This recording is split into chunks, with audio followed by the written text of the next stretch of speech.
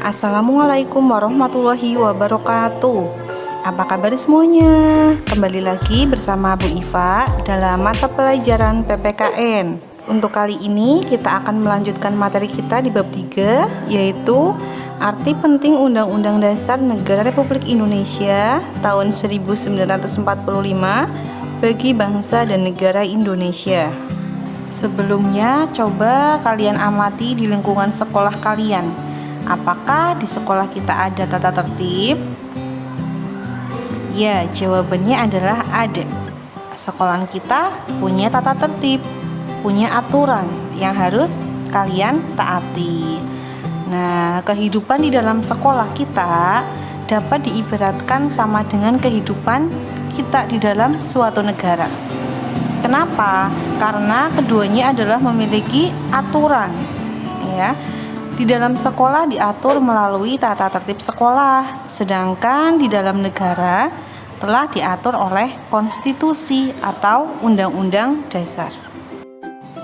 Adapun undang-undang dasar atau konstitusi kita berisi tentang sebuah aturan dasar di dalam kehidupan bernegara.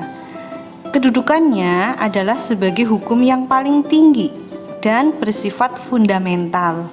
Artinya, fundamental itu sangat penting karena merupakan sebagai sumber legitimasi atau landasan bentuk-bentuk peraturan perundang-undangan yang ada di bawahnya.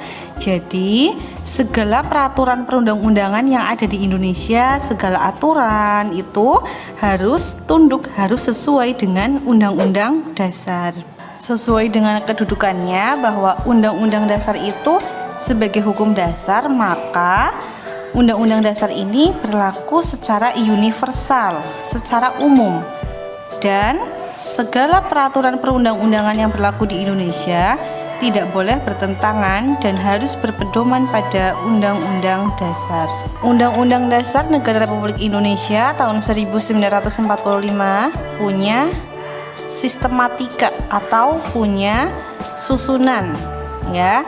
Nah, untuk Undang-Undang Dasar Negara Republik Indonesia kita pernah mengalami perubahan atau amandemen, yaitu 4 kali di dalam negara kita. Adapun susunannya pun berubah dari yang sebelum dirubah dan setelah dirubah. Sebelum dirubah, sistematika undang-undangnya terdiri dari 1. Pembukaan yang terdiri dari 4 alinea. Yang kedua, batang tubuh yang terdiri dari 16 bab, 37 pasal, 4 pasal aturan peralihan, 2 ayat aturan tambahan. Dan yang ketiga adalah bagian penjelasan yang terdiri dari penjelasan umum dan pasal demi pasal. Sedangkan sistematika Undang-Undang Dasar setelah mengalami perubahan atau amandemen hanya terdiri dari 2 hal. Yang pertama adalah pembukaan yang mana terdiri dari 4 alinea. Yang kedua, pasal-pasal yang terdiri dari 21 bab, 73 pasal, 3 pasal aturan peralihan, 2 ayat aturan tambahan. Khusus untuk pembukaan, sebelum dan setelah amandemen masih sama. Karena apa? Karena bagian pembukaan Undang-Undang Dasar sampai saat ini tidak boleh dirubah. Alasan pembukaan Undang-Undang Dasar tidak dapat dirubah yaitu bahwa Undang-Undang Dasar itu bersifat fundamental, bersifat sangat penting, yang di dalamnya berisi sebuah cita-cita, tujuan, dan dasar negara kita atau Pancasila. Nah, kalau hal itu tersebut dirubah, maka sama saja dengan merubah bangsa negara kita. Selanjutnya adalah pentingnya mematuhi Undang-Undang Dasar. Sebagai warga negara Indonesia, kita patuh pada ketentuan yang terdapat di dalam Undang-Undang Dasar. Nah, kepatuhan warga negara kita terhadap undang-undang akan mengarahkan kita pada kehidupan yang lebih tertib dan teratur. Begitu juga sebaliknya, apabila Undang-Undang Dasar tidak kita patuhi, maka kehidupan di dalam bernegara kita pasti akan menuju ke arah yang tidak harmonis, akan timbul kekacauan dan lain sebagainya. Peran tokoh perumus Undang-Undang Dasar.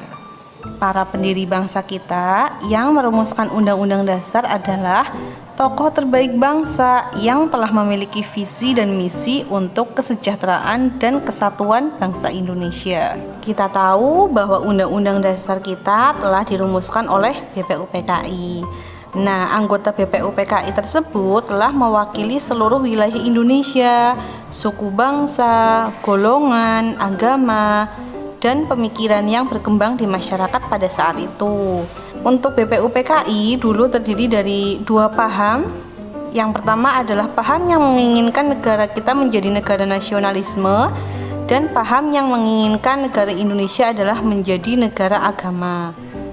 Selanjutnya bahwa perbedaan di antara anggota BPUPKI yang tadi terdiri dari dua paham, hal tersebut masih dapat diatasi karena para pendiri kita punya sikap dan perilaku yang mengutamakan kepentingan bangsa dan negara di atas kepentingan pribadi dan golongan.